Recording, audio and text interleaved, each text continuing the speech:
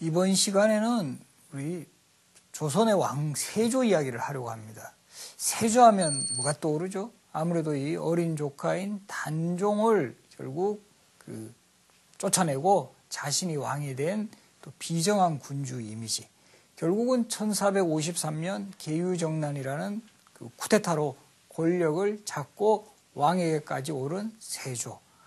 그런 이 세조에게는 항상 이제 어린 조카를 죽이고 이제 자신이 왕이 오른 권력의 화신이다. 이런 측면이 분명히 있지만 또 왕으로 즉위한 이후에는 왕권 강화라든가 또 여러 가지 편찬 사업에 있어서 큰 성과들을 보인 왕이었습니다. 그래서 이번 시간에는 이 세조의 두 얼굴, 이 권력을 잡기 위해서 아주 냉혹했던 그런 이미지와 또 왕이 되어서는 뭔가 조선의 체제 정비를 위해서 노력한 그런 왕 세조의 모습, 이런 점들을 중심으로 세조 시대를 살펴보겠습니다.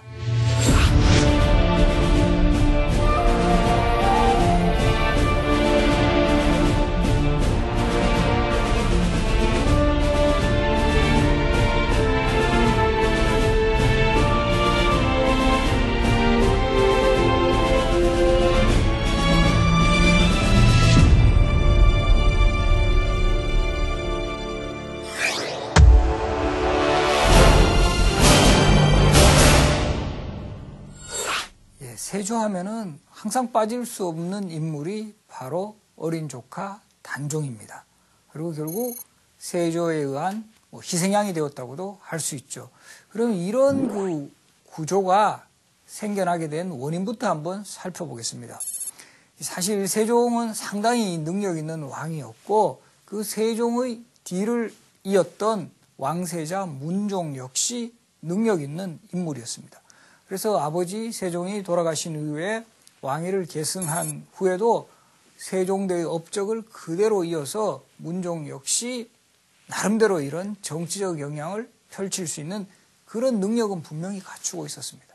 그러나 안타까웠던 것은 문종은 젊은 시절부터 조금 병치레가 잦았고 그 병약했던 이유로 일찍 승하를 하게 됩니다. 그리고 그 문종의 뒤를 이어서는 바로 이 어린 아들 단종이 12살의 나이로 왕위에 오릅니다. 이것이 한편으로 보면 조선 왕실의 어떤 비극을 잉태하는 싹이 되었습니다. 이것도 보면 정말 역사의 아이러니인데요. 조선의 역대 왕들은 원래 장자 상속이 원칙이에요. 그럼에도 불구하고 이 문종이 왕위에 오르기까지 장자가 왕이 된 사례는 없었습니다. 태조의 뒤를 이은 정종 두 번째, 그 다음에 태종은 다섯 번째 아들이었고, 이 세종 같은 경우도 태종의 어떤 그 힘으로 인해서 세 번째 아들인데도 왕위에 올랐어요. 정말 오래간만에 문종이 적장자로서 왕위에 올랐고, 그 뒤를 이어서 연속해서 단종이 적장자로서 왕위에 오름으로써 왕실에서 어떻게 보면 경사인데 결과적으로는 적장자 컴플렉스가 계속되는 겁니다. 적장자로 즉위한 왕은 정말 병약하거나 어리거나 이런 식으로 왕위를 이으니까 누가 힘을 피냐 하면은 신하들의 권력이 강해져요. 특히 세종 때는 이 집현전에서부터 길러진 학자라든가 세종의 폭넓은 인재 등용책으로 말미암아 아주 그 노련하고 경험 있는 신하들이 상당히 이제 성장해 있었습니다. 그 대표적인 인물이 김종서라든가 황보인, 정인지 이런 인물을 들 수가 있는데, 이렇게 신하들이 왕이 어리고 별로 이제 그 정치적인 영향력을 행사하지 못하니까 갑자기 이제 신권이 강화가 돼요. 이것은 마치 조선 전기에 정도전과 같은 인물이 등장해서 신하들의 권력을 최대한 강화시키는 조선의 정치 모델을 삼은 것과 아주 유사한 그런 점입니다.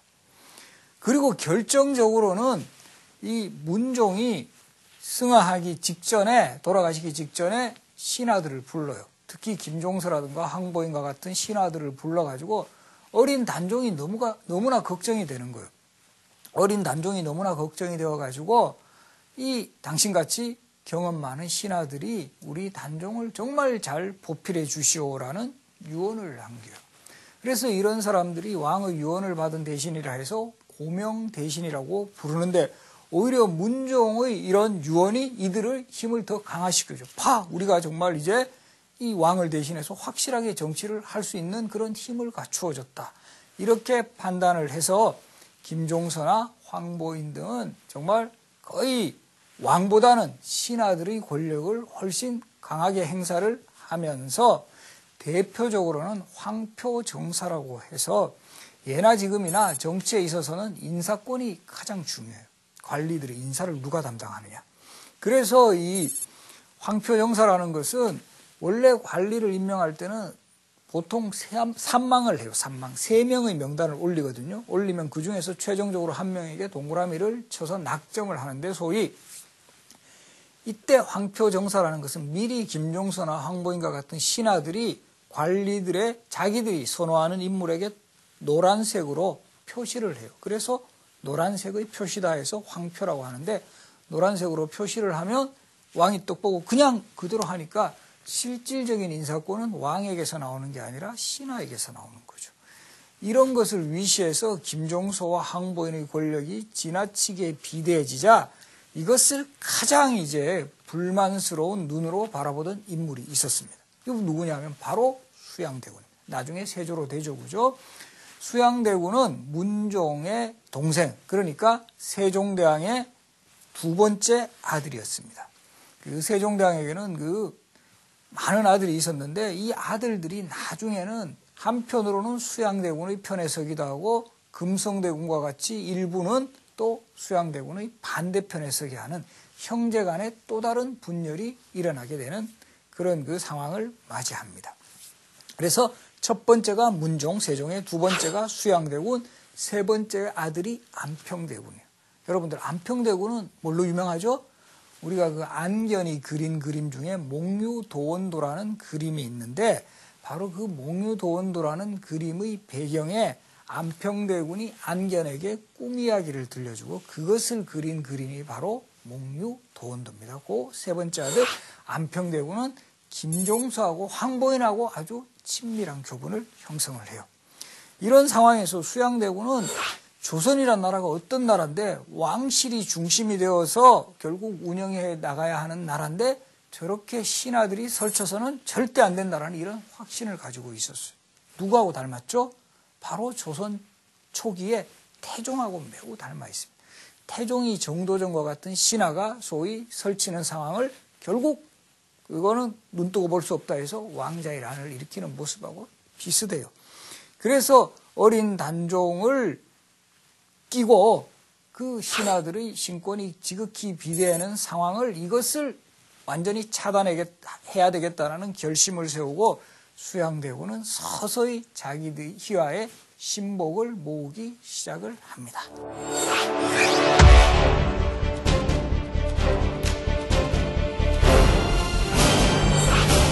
이때 수양대군의 희화에 모인 인물들은 크게 문신과 무신으로 나눌 수 있는데요. 문신의 대표주자가 한명회, 골람, 그리고 신숙주였습니다.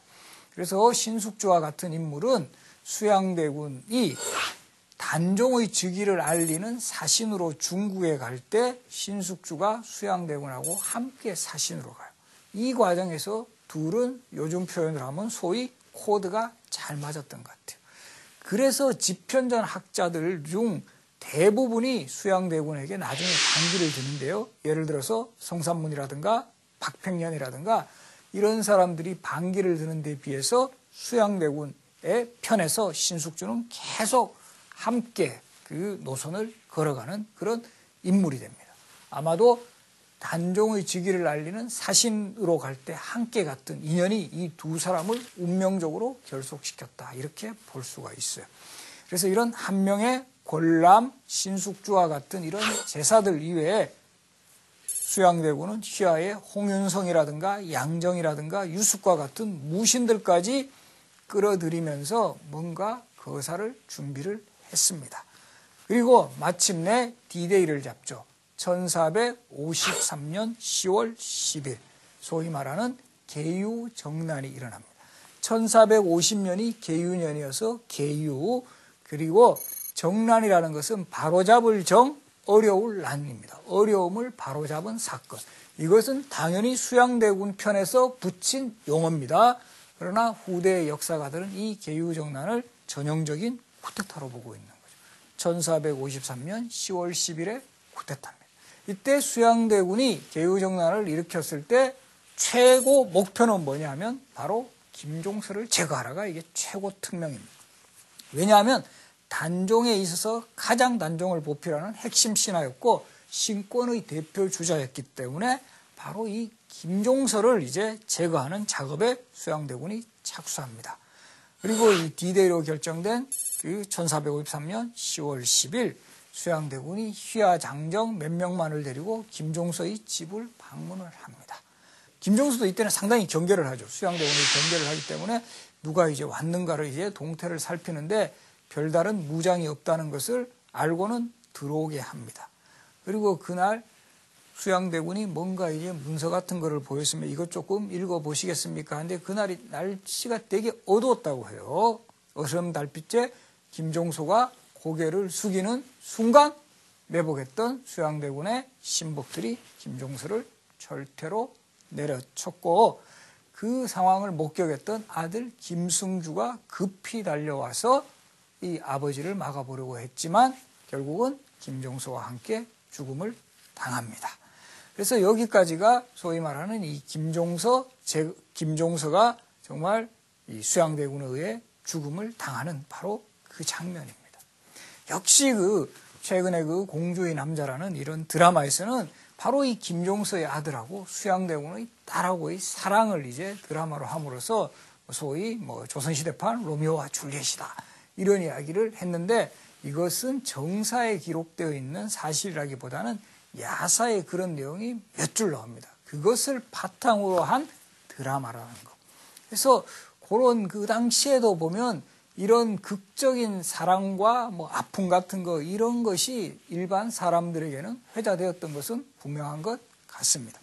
이렇게 김종서의 제거와 동시에 수양대군은 여기에서 멈추지 않고 그 당시에 그 조정의 대표 관리들을 단종이 부른다라는 그것을 핑계로 해서 궁궐에 불러들이게 해요.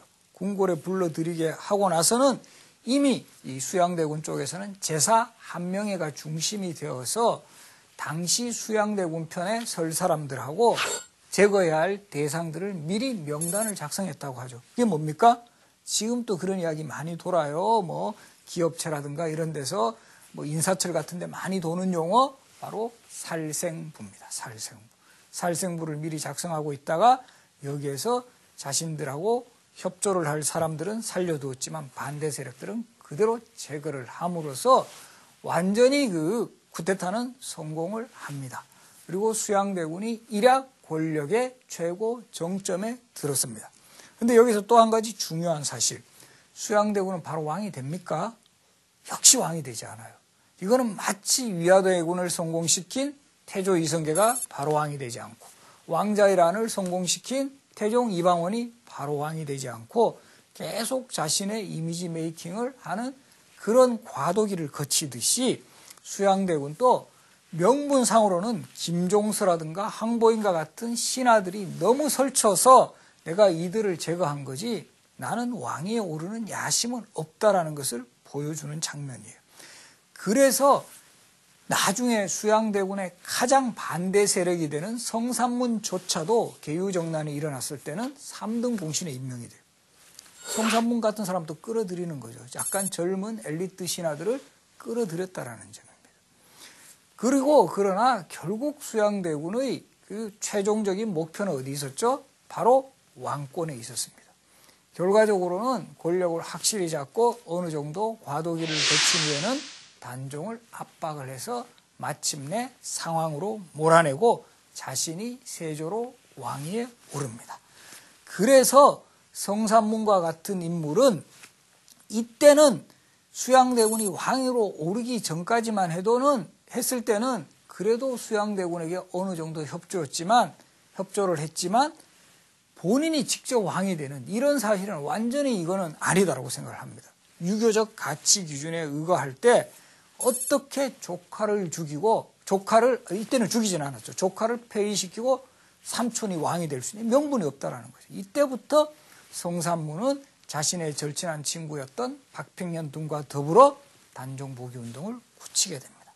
그런데요, 여기에서도 재밌는 또 운명적인 상황이 있습니다. 뭐냐 하면 수양대군이 단종에게 옥새를 전달받는 날, 세조에게 옥새를 전달받는 날 성산문이 예방승지라고 해서 당시 요즘으로 치면 청와대 수석쯤 됩니다. 비서 수석쯤 되는데 이 성산문이 수양대군에게 옥새를 전달해주는 이런 위치에 있었다라는 거죠. 이게 참 상황이 묘하죠. 그죠? 나중에는 철저히 반대하는 그런 인물인데 그 사람에게 옥새를 전달해주는 직책상 그런 위치에 있었기 때문에 성산문이 그 옥새를 전달하고 나서는 자책을 하면서 절친했던 친구였던 박팽령과 더불어 우리 저 경애루 연못에 빠져 죽자고 합니다. 우리 정말 여기서 진짜 이렇게 살아서 뭐하냐. 이렇게 왕을 지키지도 못하고 저렇게 폐륜적인 그 왕을 맞이했는데 이건 정말 있을 수 없는 역사적 상황이다. 우리 함께 경애루 연못에 빠져 죽자고 하다가 그래도 죽는 것보다는 우리가 살아서 복수를 하자라고 하면서 이들이 단종 복위 운동을 굳혀 나가게 되는 것이죠. 그리고 마침내 이들에게 기회가 옵니다. 1456년 어느 날 그 명나라 사신을 접대하는 큰 잔치가 창덕궁 광연전이라는 건물에서 벌어지기로 예정이 되었고 정말 이건 그 하늘이 주신 기회인지 바로 이 잔치 사신을 접대하는 잔치 모임에 이미 성산문과 더불어 단종 복위 운동을 함께 추진하기로 했던 성산문의 아버지 성승과 그 나중에 사육신의 한 명이 되죠. 융부. 이 두 사람이 벼룬검이라 그래가지고 이 잔치의 경호원으로 발탁이 된 거예요. 이건 정말 하늘이 주신 기회다. 바로 잔치가 하는 그 상황에서 기회를 봐서 이미 무장을 하고 있으니까 칼을 차고 있으니까 이 세조를 암살을 하면 된다고 판단을 한 거죠. 그렇게 하나 차곡차곡 거사를 준비해 나가는데 일이 꼬이기 시작합니다. 수양대군의 이제는 세조죠. 왕으로 올라갔으니까 세조의 대표적인 참모였던 한명회가 요즘으로 치면 미리 사전 답사를 해요. 그 장소를 사전 답사하는 과정에서 공간이 너무 좁다라는 거죠. 이 좁은 공간에 이런 호위대장들, 경호원들을 많이 세우는 것은 적절하지 않다 해서 경호원을 세우는 일을 취소를 해버립니다. 그래서 이 성산문을 비롯한 단종 복위 운동을 추진했던 인물들은 비상이 걸려요. 이거 어떻게 하면 좋으냐. 예정대로 교사를 진행을 할 것인가. 이러면 너무 안 되는 거죠. 정말 세조를 살해하기가 너무 힘듭니다.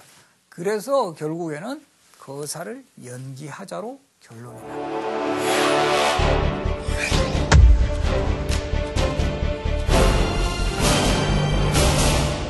이렇게 하다 보니까 중간에 이탈자가 생겨요.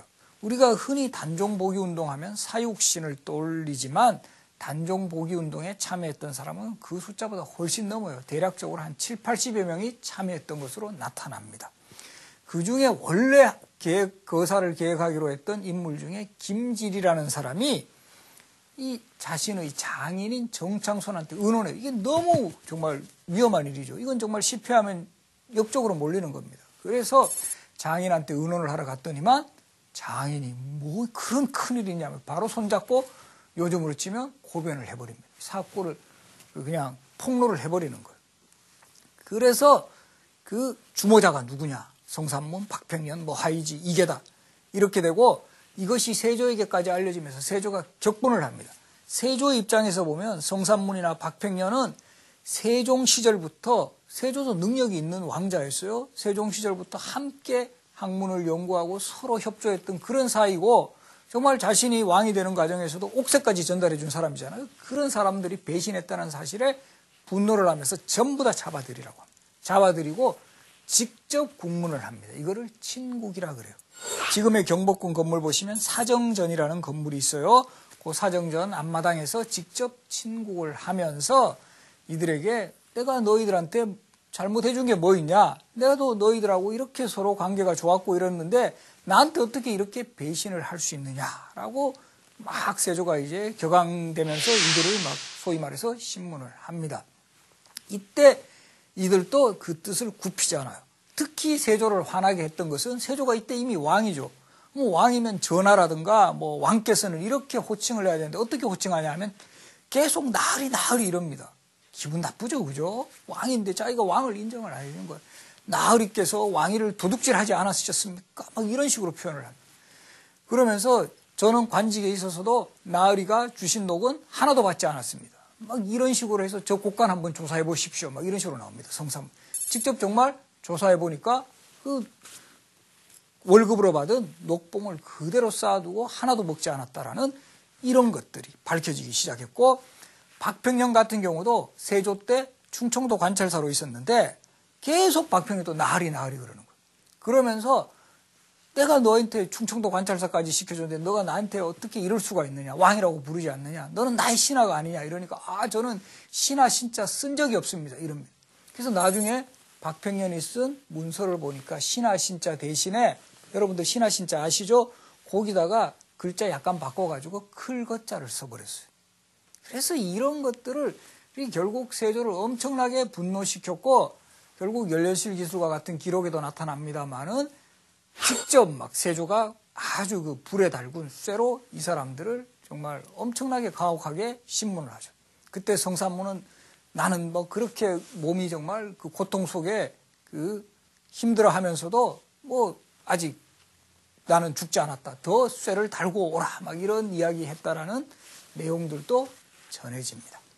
그래서 사육신의 단종복위운동도 일어나고, 또 수양대군, 즉 이제 세조의 동생 중에 금성대군의 영모 사건도 일어나고, 이러는 과정에서 결국 세조는 처음에는 단종을 상황으로 궁궐에 모셔두었어요. 그래서 살아있는 단종의 존재가 너무 부담스러우니까 영월에 청령포라는 곳에 유배를 보내요.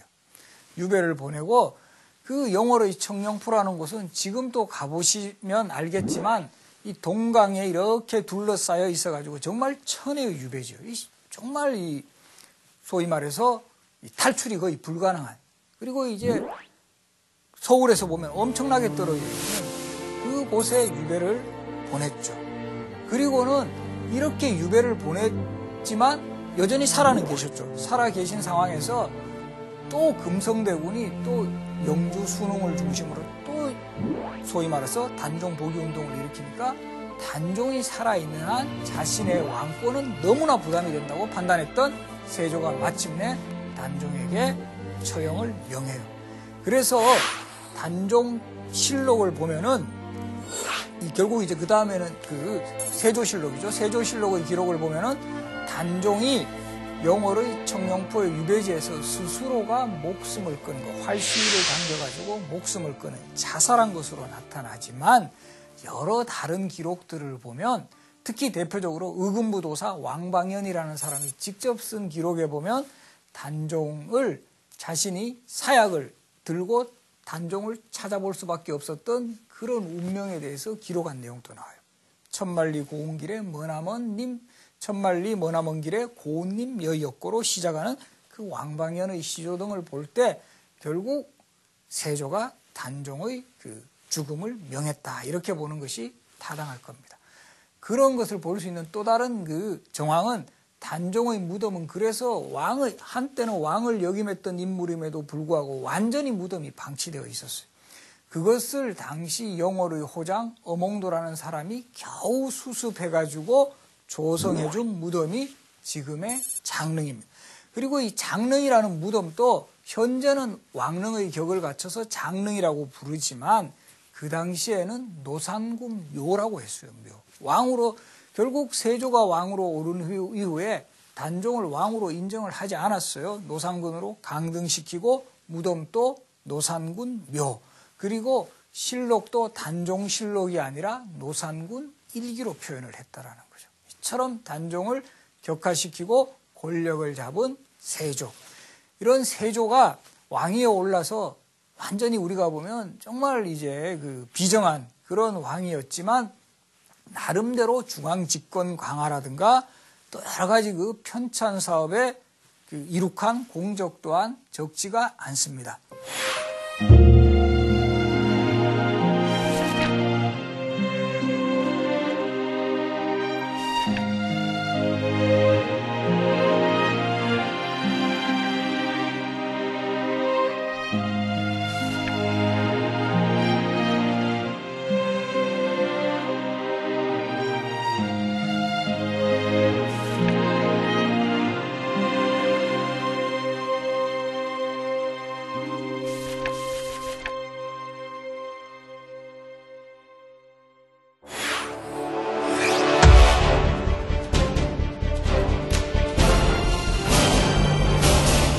먼저 이 세조는 왕위에 오른 이후에 마치 조선 초기에 태종이 그랬던 것처럼 신하들이 권력이 너무 이 비대한 이런 정치 체제를 극복하기 위해서 문종, 단종 때 다시 그 의정부 서사제가 복구가 되면서 신하들의 권력이 강해지자 태종이 그랬던 것처럼 육조 직계제를 부활을 시켜요. 그래서 육조 판서들에게 직접 왕명을 하달하게 함으로써 왕권을 강화를 했고, 또 토지제도에 있어서도 큰 변화가 일어나는데 조선 초기의 토지제도인 과전법을 대신해서 직전법이라는 토지제도를 실시를 합니다.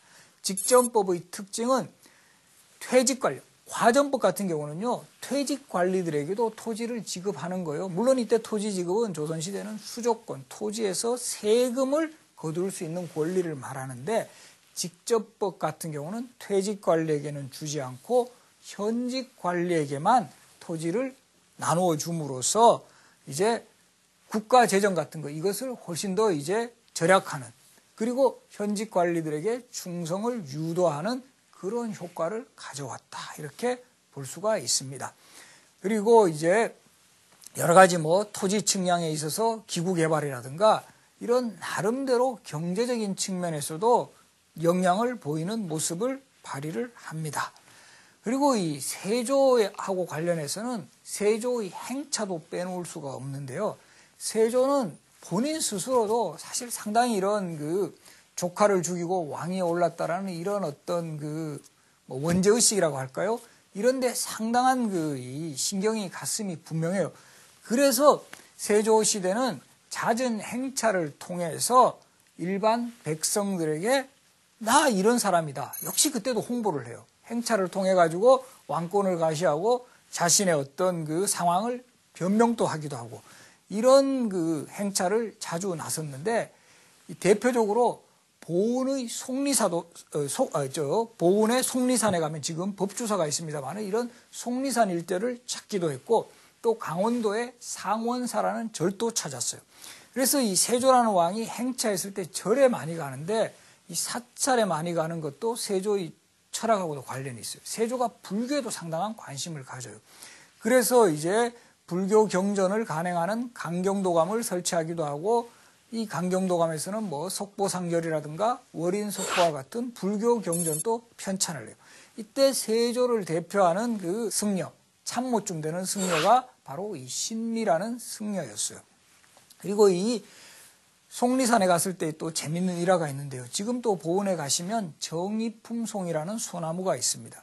세조의 행차가 지나갈 때 가마가 아무래도 이제 그 나무에 걸리니까 이게 정말 믿거나 말거나 합니다만은 이 소나무가 이렇게 가지를 들어줬다 그러죠. 들어주면서 가마가 쉽게 지나갔다. 그래서 야, 이거 대단한 신기한 능력을 갖춘 소나무다 해서 마치 관리들에게 이 직급을 주듯이 정의품의 직급을 준 거예요. 정의품은 조선시대는 판서, 요즘으로 치면 장관급입니다. 그러니까 장관급 소나무가 된 거예요.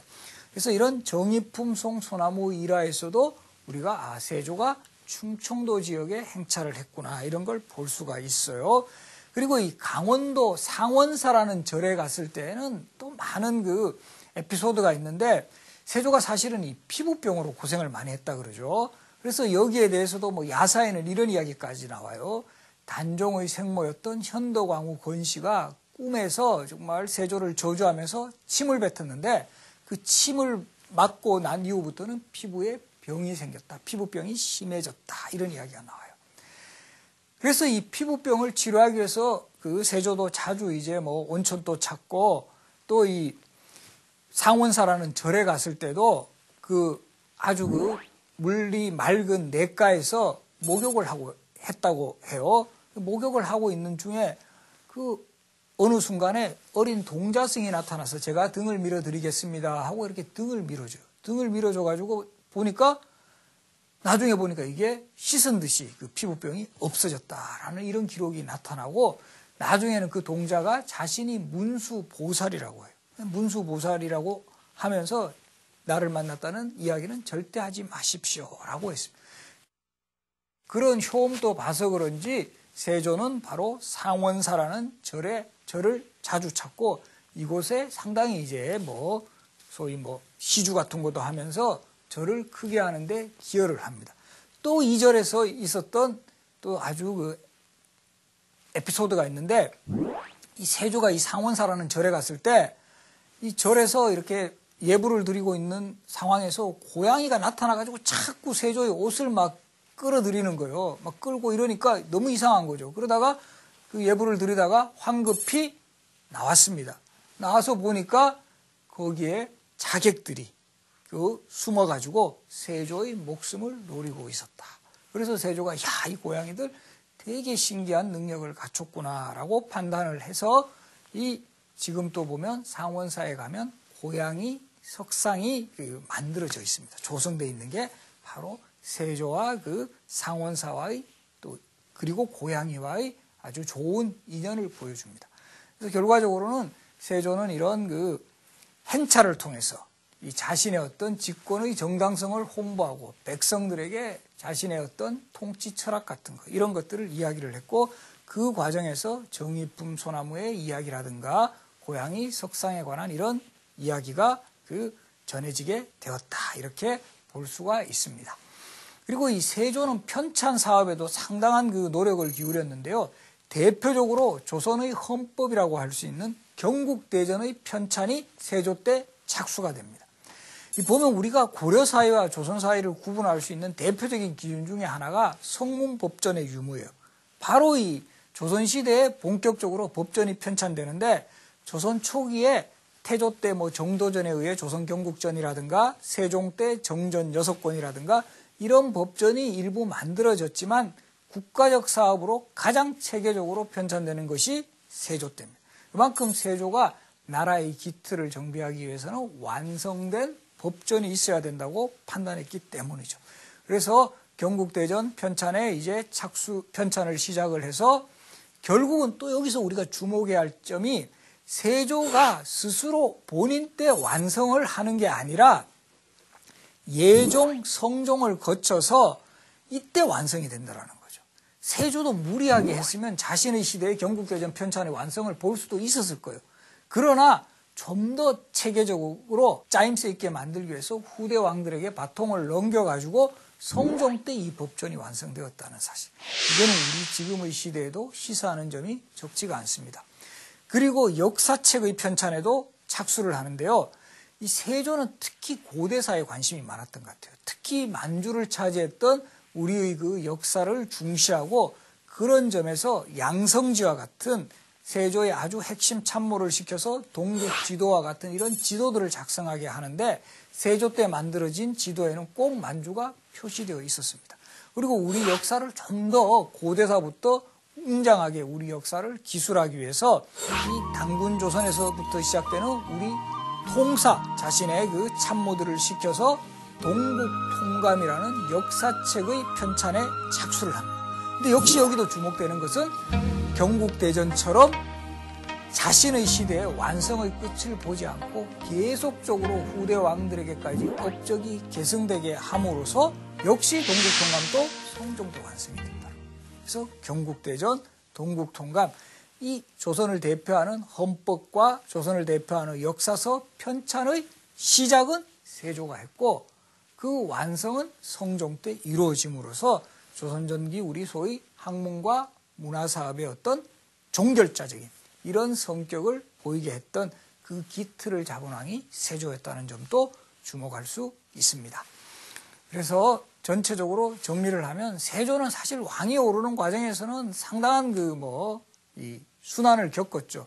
그리고 왕이 오른 이후에도 결국 단종복위 운동 같은 거는 그 수양대군에게 반대하는, 세조에게 반대하는 세력들이 만만치 않았음을 보여주고 있습니다. 그리고 결과적으로는 세조가 왕이 올라서 많은 업적을 남기고 조선전기의 어떤 그 성종대에 이르기까지의 전기 문화사업의 어떤 초본을 마련했지만, 결과적으로 후대의 세조는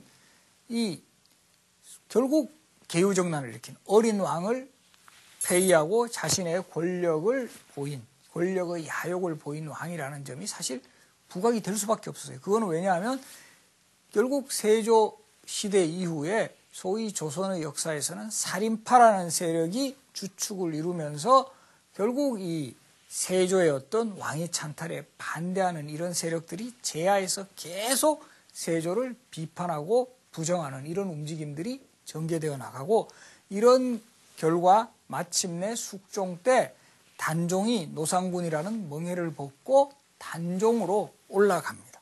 그리고 단종을 위해 목숨을 바쳤던 사육신도 명예를 회복해요. 이러한 점을 고려하면 수양대군의 후퇴타는 그 직후에는 성공했다고 볼 수 있어요. 세조가 왕위에 올랐으니까. 그러나 역사적으로 보면 세조의 후퇴타는 실패했다. 그만큼 역사적 평가는 냉엄하다. 이런 것들을 확인시켜 주고 있습니다. 그래서 이번 시간에 여러분들 세조라는 왕을 보면서 정말 우리가 권력이라는 것이 어떤 방식으로 잡아야 되고 어떤 방식으로 추구되어야 하는가, 이런 거에 대해서도 한번 많은 생각을 해보는 계기를 가져보시기 바랍니다.